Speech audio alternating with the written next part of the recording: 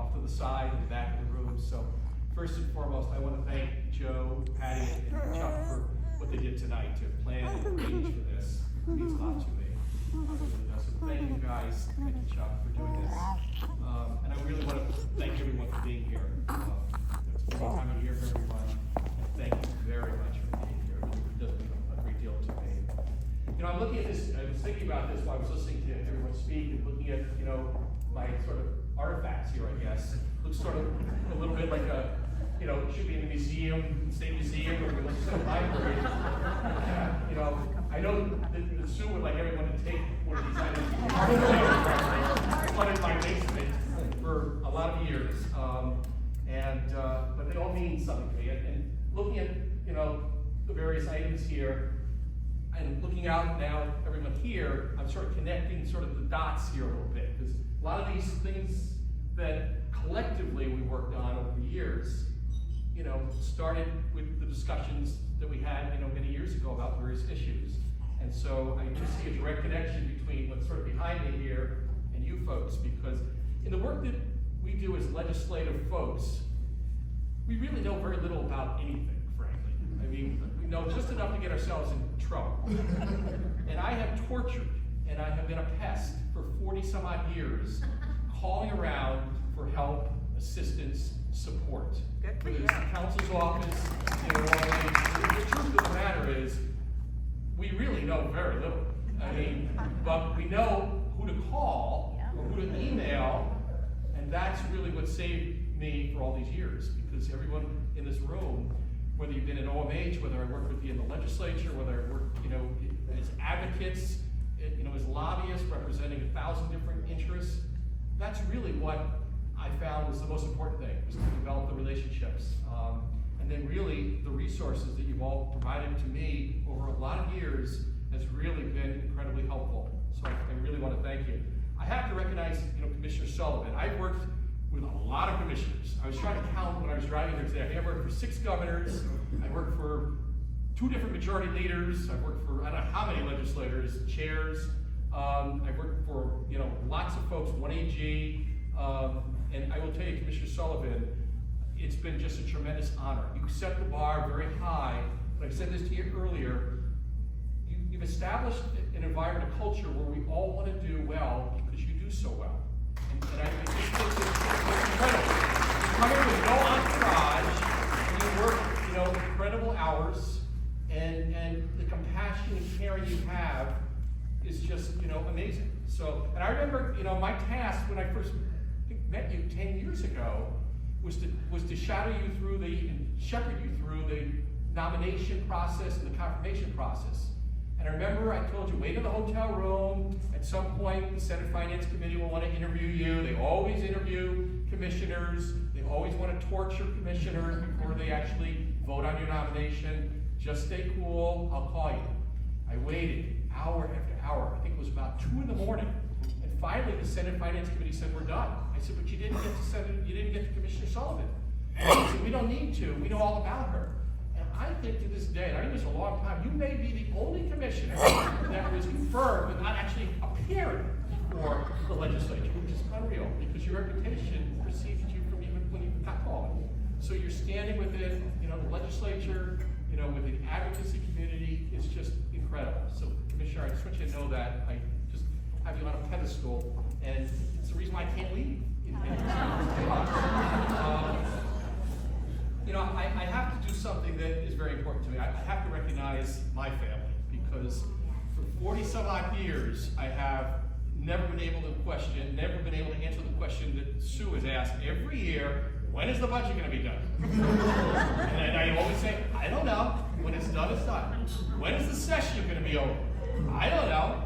How many times did we, you know, ruin vacations coming back from Rangeley, Maine, you know, when there were no pagers, let alone cell phones, to find out we have to come back because there's going to be leaders meetings, I got to come back. So I remember one time, and it's a small world in Disney, I think I ran through the river to get to a payphone.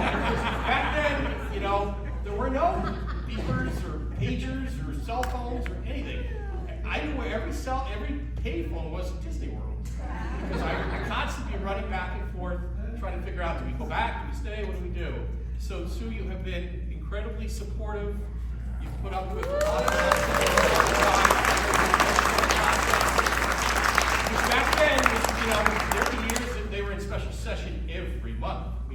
Barbara, a lot of people who've been around for a long time, watching July 4th from the Capitol, seeing the fireworks go off from the Capitol was not necessarily fun. My kids, a lot of Little League games were missed, coaching while I'm on the phone, all of that was just really meant a lot to me. I could never have done the work that I've been doing all these years without that kind of support. And I want to thank Michael, my son, one of my sons is here. Now I have, my daughter-in-law Sarah, who's at the Office of Mental Health, which I'm very proud of, and as our Employee Assistance Program Coordinator, and my grandson Noah somewhere. Where he is. I love you. Make that known. I just want to highlight a couple of issues very, very quickly, because I don't want to spend too much on this, but there's some issues that were very important to me that I have to highlight. And a lot of times I thought I got myself into sort of what I call what my hero John Lewis, the late Congressman John Lewis, would call good trouble. That was sort of my mantra. Let's get into some good trouble, because I think there's some issues that are difficult and controversial and are contentious. So one of the early issues I worked on years ago, before a lot of you were born, was early intervention services for kids 0 to 3. Now you would think that would be a rather non-controversial issue. I had a full head of hair that year, 1 year of negotiations, and I had a split. I worked in the Senate at the time. This is a program that would provide speech therapy, audiology, occupational therapy, physical therapy to infants and kids up to the age of 3. We couldn't get agreement within our Senate conference. We had the county folks, because the counties didn't want to foot the bill. The plans, the health plans, didn't want to pay the costs. The providers, were pushing for a very robust program. They obviously wanted to be reimbursed fairly. We had the parent groups that wanted to make sure that there was no parental fees. I had to have separate meetings within just the Senate at that time. It took a full year to get that program authorized, legislation enacted. But that's one of the most, from my perspective, in my world, one of the most meaningful bills that I've ever worked on. That was many years ago. Then I worked in the health area. I worked in education years and years ago when we worked on a program for mentoring new teachers. Because teachers in the first 1 or 2 years, it's a sink or swim kind of proposition. So we did some really unique programs. 40 years later, still funded. So another program I'm particularly proud of. My wife's a teacher. The other thing I would say about Sue, I just want to say more. I'd say Sue and I met 45 years ago in the Capitol. I loved the Capitol. I just loved the Capitol. I could spend hours and hours just roaming around the Capitol. Sue hated the Capitol. one session as an intern, and the bells of the Capitol, if anyone's worked in the Capitol, the bells go off in the Capitol at 3 o'clock to alert the senators to go to session, to go to the chamber. Sue could not stand that the bells every day would go off, and of course, the senators rarely went on time, and the bells would ring a half hour before they drove her crazy. Never set foot back in the Capitol. 43 years, never came back. However, then she became a teacher, and the bells would ring every 40 minutes. So anyway, another issue that we worked on that was extremely contentious because the governor's office at the time did not in any way want us meddling with how funding is spent when they close beds or hospitals, psychiatric hospitals. It's the early 90s. I was working at the time in the Senate, and we worked for an entire year on a bill that was signed after Christmas, very, very late that year. And really, I give a lot of credit to the advocates on this issue. So the reinvestment issue, which to me was one of the most significant issues in the last many years, in essence, captured the dollars that were being saved from closing hospital beds, or even larger, closing a hospital, and reinvesting those dollars into community-based services. We were able to finally agree, and it involved a lot of compromises And that's something I learned in my earliest days. I worked with the Rockefeller holdovers. These were folks that many, many years ago that were paid personally by Nelson Rockefeller to work in state government. And I was lucky. I started a long time ago and worked with these folks. They were very disciplined. They worked long, long hours. They were very old-schooled. In fact, I was tasked in the early years of running around the legislative office building on State Street. I would have to go out at night, and I could only leave if every office light was turned off. They had me run around the building. If everybody had left that day, then we could stop working. So you could be there 10, 11, 12, every night. I would check the lights. They said, this is what we do. They had me travel all around the state, well before, obviously, computers and all that. So they taught me way back, and the Senate was Senate Republicans, the Assembly was white Democrats. The way to keep the Senate Republican was to try to figure out, approaches that would make sense for their conference. But they basically told me, look left, look right, aim for the middle. Try to figure out ways that you could, reach consensus. And that stuck with me, and it continues to that's sort of my playbook. Go down the middle, figure out, keep whittling down till you get to the middle. Now, in reinvestment, there were so many moving pieces to this because the unions were fearful of losing jobs. The communities were fearful when a hospital would close because they were worried about the economic impact. The providers wanted to make sure they got, a cut, along with the counties, wanted to make sure they got, some sort of funding from this. It took a year, but we just sort of kept whittling down the issues. We made sure that the unions, through redeployment of their staff, were handled in the community. We made sure that the communities, there was economic development councils that would work on alternative uses for the hospitals. So again, I'm very proud of that, and folks worked very, very hard on that for a year.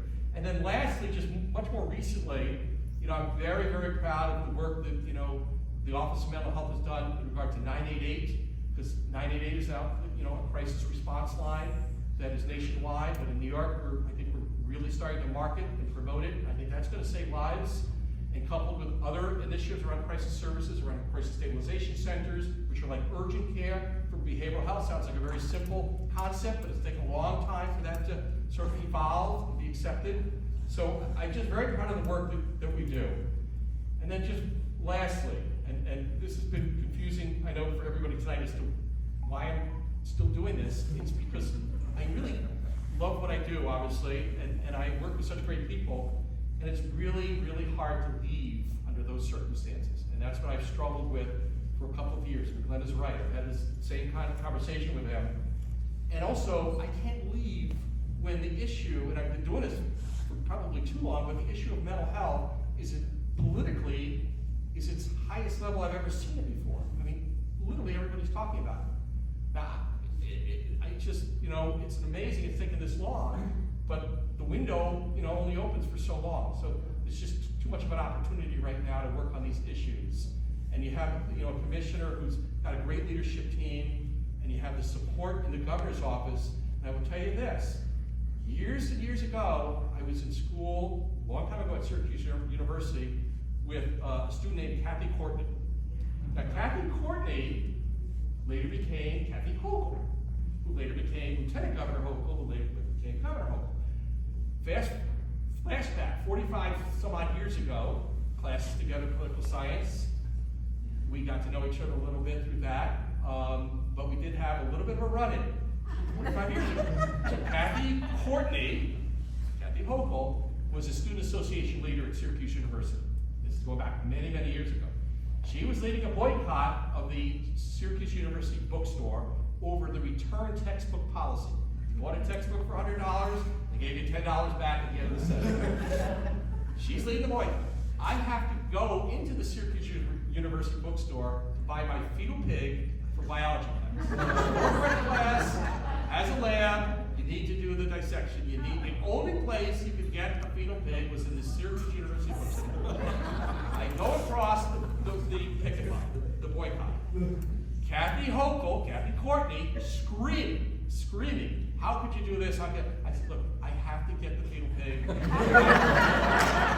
come back out after, show her that I only want the pig. She was still very angry. Fast forward.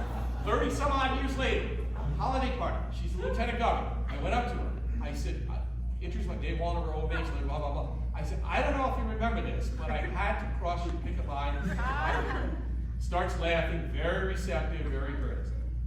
2 years later, who would have known? She becomes governor. I said, oh my God. So I talked to her, I said, listen, I don't know if you remember this, but you and I had a little bit of a encounter. I said, oh my God, you're still here. Last year, see her at the holiday party. Go up to her. I said, I don't know, I just want to tell you, I'm very sorry I had to do that. I said, I just want you to know you are the best mental health governor I've ever seen. I've worked with 6 governors, blah, blah, blah. She said, you now can stay. Which is very nice you did that. So, you never know in this world. You just don't know. So, I just want to thank everybody, for coming tonight. I know I'm here to celebrate. I'm glad in the flyer you did not use a certain word, which really would have been not for me. So, I really wanted to just say thank you to everybody, because you've been incredibly helpful to me in my career, and just wonderful people that I got to know over these years. And so, thank you very, very much. I appreciate everything.